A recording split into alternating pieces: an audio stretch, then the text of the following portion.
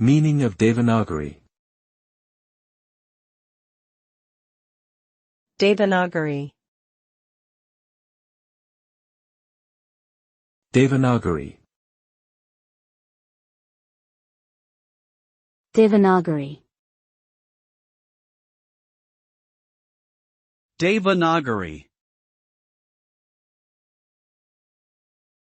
Devanagari is an Abugida script used for writing Sanskrit, Hindi, Marathi, and Nepali.